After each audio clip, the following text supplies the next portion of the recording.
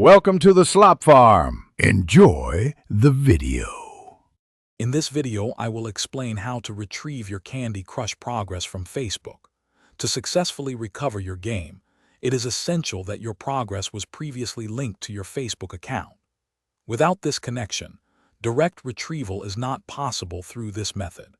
Ensuring your Facebook account is active and you know your login details is the very first step, as this link is the key to bringing back all your hard-earned levels and scores. This process typically takes only a few minutes. Once you have confirmed your Facebook account details, open your preferred web browser or the Facebook app on your smartphone or tablet.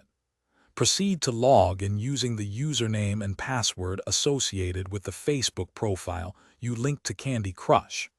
It is incredibly important to use the correct account here, as using a different one will not allow you to access your game progress. Take a moment to double-check that you are indeed logged into the proper profile before moving forward with the next steps.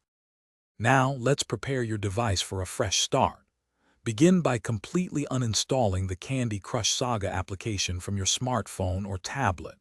This critical action removes any old local game data that might interfere with restoring your progress. Once uninstalled, navigate to your device's official App Store, whether that is the Apple App Store or the Google Play Store.